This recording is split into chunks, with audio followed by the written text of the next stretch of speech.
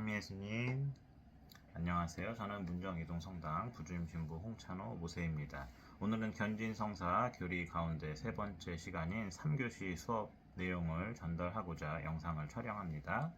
3교시 수업의 주제는 바로 하느님과 이웃을 사랑합시다 라고 하며, 오늘은 견진성사를 받으면서 사랑을 어떻게 실천하면 좋을지, 그래서 이 사랑을 실천하면서 하느님과 어떻게 가까워질 수 있는지에 대한 내용을 이렇게 수업을 안내해 드리고 전달하고자 합니다. 네, 그럼 바로 본론으로 진행하겠습니다.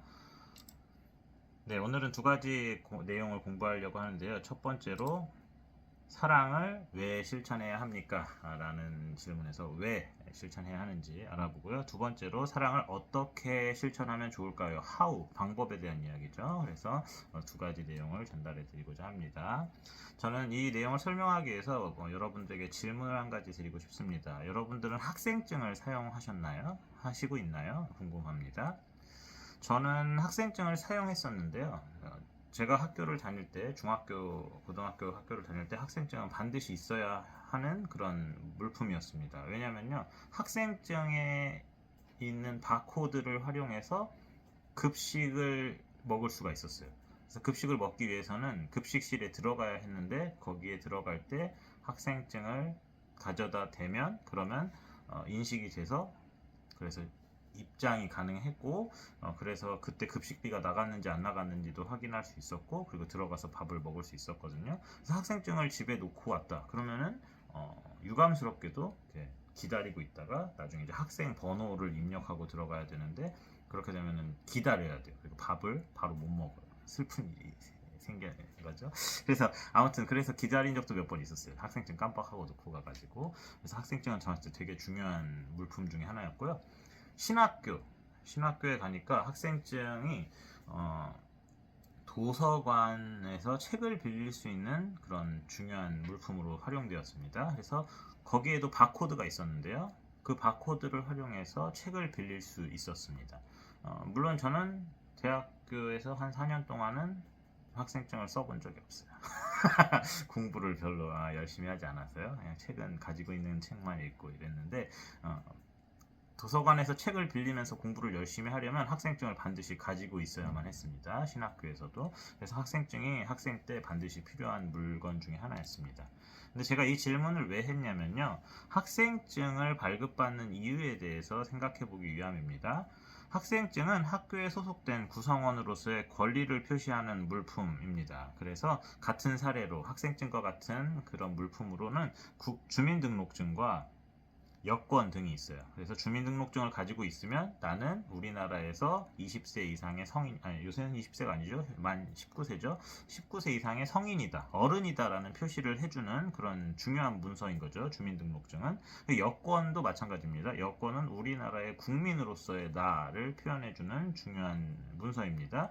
그래서 이러한 학생증, 주민등록증, 여권은 우리 삶에 있어서 꼭 필요한 것들이다라고 얘기를 하고 싶은데요. 이 이야기를 왜 제가 먼저 질문을 드렸냐면, 바로 신앙인들에게도 학생증이 있을까라고 질문하고 싶기 때문입니다. 신앙인들은 학생증이 있을까요, 없을까요? 정답은 교리 내용에 따르면 있다는 겁니다. 우리 신앙인들에게도 신앙인들만의 특별한 학생증이 있습니다.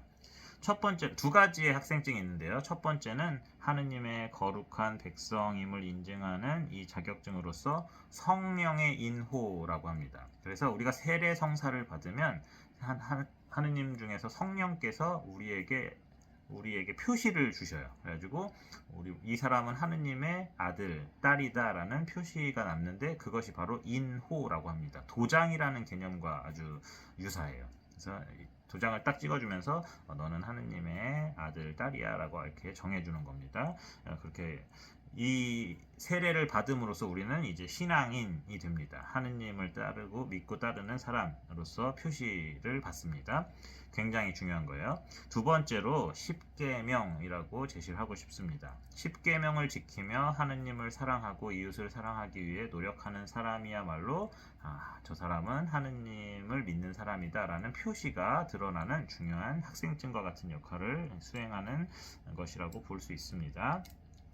네, 그 증거가 되는 내용을 살펴보겠습니다. 레위기 19장이라는 내용을 살펴보면요, 거룩한 법전의 내용이 소개됩니다. 레위기 19장을 거룩한 법전이라고도 하는데요. 19장 1절부터 2절까지의 성경 말씀을 읽어드리겠습니다. 다음과 같습니다. 주님께서 모세에게 이르셨다. 너는 이스라엘 자손들의 온 공동체에게 일러라. 그들에게 이렇게 말하여라.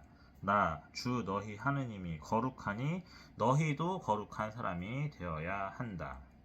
이것이 하느님께서 우리에게 말씀하신 내용입니다. 하느님께서는 당신을 따르는 사람이 그냥 맘대로 막 살아가길 원하지 않으셨고, 하느님이 거룩하니 하느님의 백성인 너희들도 하느님의 백성답게 거룩해지면 좋겠다라는 것을 원하시고 표현하셨어요, 저희에게. 그래서 이러한 성경 말씀이 남아 있습니다, 오늘까지도.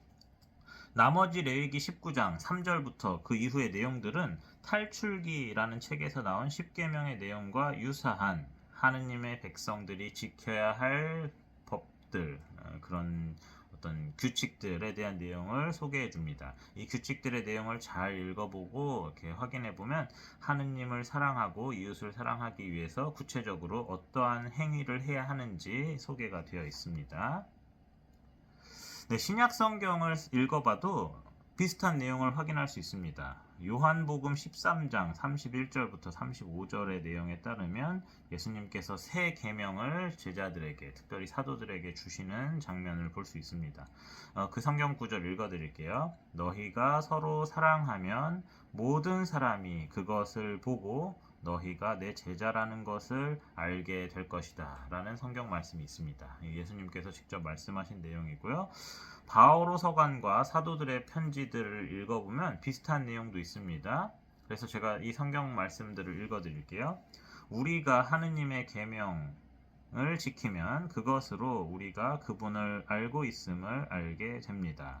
나는 그분을 안다 하면서 그분의 계명을 지키지 않는 자는 거짓말쟁이이고 그에게는 진리가 없습니다 라고 요한 사도는 자신의 편지에서 이런 표현을 했습니다. 그러니까 사랑을 실천하는 사람이 하느님의 자녀답다라는 것이 제가 오늘 전하고자 하는 내용인 겁니다. 자, 그렇다면 이제 두 번째 내용으로 사랑을 어떻게 실천하면 좋을까 알아보겠습니다. 하느님 사랑을 실천해 봅시다. 하느님 사랑은 간단합니다. 하느님을 잘 믿으면 돼요. 다른 거 믿지 않고 난 하느님을 믿어 라고 이렇게 마음가짐을 가져주면 좋고요. 하느님의 사랑을 받기 위해서 하느님의 그 어떤 우리에게 요구하신 그 사항들, 생활 방식들 안에 머무르면서 하느님의 사랑을 잘 받는 것이 좋은 방법입니다. 이러한 구체적인 실천은 다음과 같습니다. 우상 숭배를 하지 마시고요. 그리고 점이나 타로를 보지 않으시면 좋겠어요. 다음 탐욕과 욕심을 지니고 살아가는 사람들도 있습니다. 저 역시도 먹을 것을 보면 정신을 못 차리고 이렇게 탐욕이 생기는데요. 그러시면 안 돼요. 저도 그러면 안 된다고 생각하고 있어요. 배가 계속 나와요. 뱃살을 빼는데 최선을 다하고 있는데, 탐욕과 욕심은 무엇에 반대되는 마음이냐면요, 사랑과 반대되는 마음입니다. 사랑하는 사람은 자기가 가진 것을 나누어 주거든요. 그런데 탐욕과 욕심은 내가 가질 거야 라는 반대 마음이에요. 그래서 이런 마음은 사랑을 실천하는 데 좋지 않습니다. 그 다음에 무분별한 애착 역시 마찬가지입니다. 저는 최근에 어떤 데 무분별한 애착을 지니고 있냐면 스마트폰에 좀 그런 애착을 가지고 있어요. 스마트폰으로 이렇게 유튜브를 보는데 이렇게 많은 시간을 쓰고 있는데, 제가 올해 새로운 다짐은 유튜브를 시청하는 시간보다 하느님과 함께하는 시간을 더 길게 만들자라는 목표가 있습니다. 뭐 아무튼 그런 식이에요. 다른 어떤 대상에 대해서 무분별한 애착을 갖고 있으면 그것에 몰입되어서 하느님을 사랑하거나 이웃을 사랑하는 데 신경을 쓰기가 어려워질 수 있어요. 그래서 그러한 무분별한 애착에서 벗어날 수 있어야 합니다. 다음으로 이웃사랑에 대한 방법을 소개해 드립니다. 이웃사랑은 여러분들 거창하게 생각하지 마세요. 너무 먼 데 있는 너무 많은 사람들을 사랑하기 위해 노력하면 이게 실패할 확률이 높아요. 내 주변 사람들을 사랑해 주세요. 내 주변의 사람들을 존중하고 사랑하는 것은 아주 중요한 일입니다. 특별히 가족들, 내 옆에 있는 친구들, 이런 사람들한테 사랑을 주면 좋겠어요. 우리 성당에서도 마찬가지예요. 이렇게 미사를 봉헌하거나 아니면은 같이 교리를 들을 때 조금만 친절하게 말해주거나 친절하게 바라보더라도 서로 뭐랄까요, 성당에서 같이 있는 시간이 편안한 분위기로 바뀌어요. 그리고 우리 성당은 실제로 그런 분위기로 변화되고 있어요. 그래서 아주 좋은 일이에요. 우리 성당 신자들이 점점 늘고 있어요. 코로나 때는 서로 위험했잖아요. 조심해야 되고 만나지 말아야 하고 거리를 좀 둬야 되고 이런 어려움이 있었는데, 그때 이후로 지금 성당 분위기가 많이 좋아지면서 신자 수도 많이 늘고 있고, 그리고 모임하는 시간들도 점점 더 편안한 분위기가 되어가고 있습니다. 이런 점을 잘 생각해 주세요. 저는 집에서는 어떤 방식으로 사랑을 실천했냐면요. 구체적인 사랑을 실천하도록 어머니께 교육을 받았습니다. 그래서 저희 집에서는 가사 분담을 아주 중요시했어요. 밥을 먹기 위해서는 너는 이것을 하고 너는 저것을 하고 이렇게 일을 서로 나눠서 했어요. 어머니께서 요리를 해주시고 저는 이제 밥상을 차리고 그 다음에 설거지는 둘째 동생이 하고 뭐 이런 식으로 이렇게 역할을 나눠서 했거든요. 그런 역할을 나누어서 가족들이 함께 움직일 때 서로의 어떤 소중함을 생각해 볼 수 있어요. 사랑을 실천하는데 아주 중요한 부분이에요. 공동체의 소중함을 깨닫는 것, 그리고 그 역할을 잘 조정하는 것이 중요한 일 중에 하나입니다. 그리고 대화를 갖는 시간을 많이 가지세요. 저희 집에서는 드라마를 볼 때 대화를 많이 했어요. 물론 자꾸 떠들다 보면 어머니께서 조용히 해, 드라마 소리가 안 들리잖아, 이렇게 화를 낸 적이 있었는데 그건 중요한 얘기예요. 드라마 다 보고 나서 이제 서로 얘기할 때도 많았고요.